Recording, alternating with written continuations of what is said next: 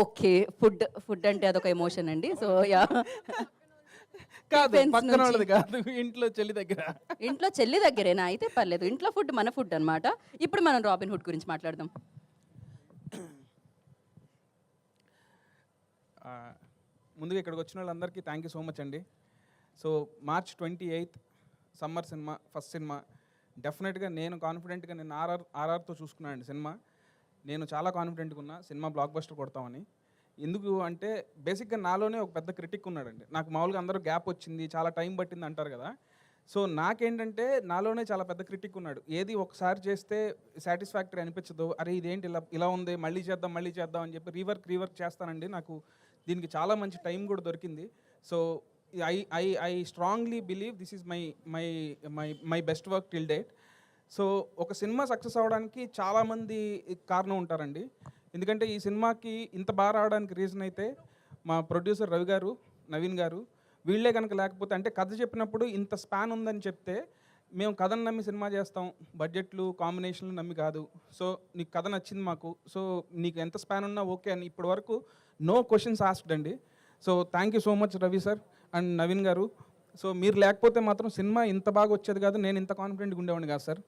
And ఈ సినిమాకి నాకు ఫస్ట్ నుంచి బ్యాక్ బోన్ ఎవరంటే నితిన్ అన్న. సో అంటే ఆయన కూడా అంతే, నన్ను ఎంత బిలీవ్ చేస్తారంటే స్క్రిప్ట్ ఒకవేళ నేను ఫస్ట్ సినిమా ఓకే అయిన తర్వాత స్క్రిప్ట్ చెప్పాను. స్క్రిప్ట్ చెప్పినా కూడా కొన్ని సీన్లు చెప్పకపోయినా సరే లేదు నువ్వు చేస్తావని ఆ కాన్ఫిడెన్స్తో ఏ రోజు ఏ క్వశ్చన్స్ అడగలేదు.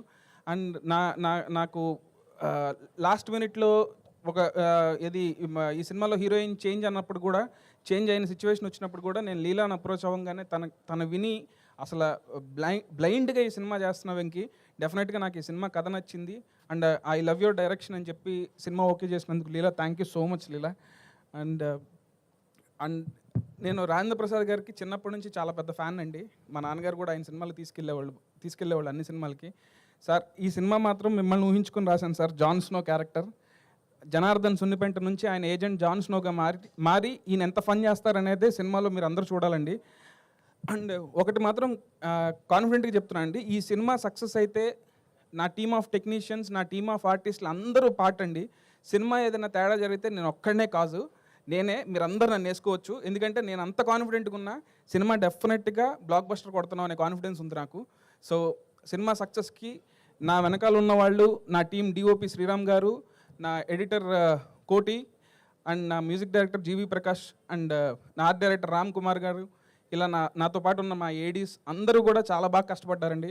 Thank you so much. మీరు అందరూ మార్చ్ 28 చూడండి. ఈ సినిమాలో ఫన్ను ఉంటుంది, అట్లాగే మీరు సర్ప్రైజ్ అయ్యే ట్విస్టులు కూడా చాలా ఉన్నాయండి. అండ్ ఈ సినిమాని చెప్పగానే ఎగ్జైట్ అయ్యి క్యామియో రోల్ అయినా, స్మాల్ క్యామియో రోల్ అయినా యాక్సెప్ట్ చేసిన డేవిడ్ వార్నర్ కూడా thank you so much. Because ఆయన కూడా త్వరలో వస్తారండి. మీరందరూ చూస్తారు, డెఫినెట్గా హై ఫీల్ అవుతారు. థ్యాంక్ యూ సో మచ్ అండి.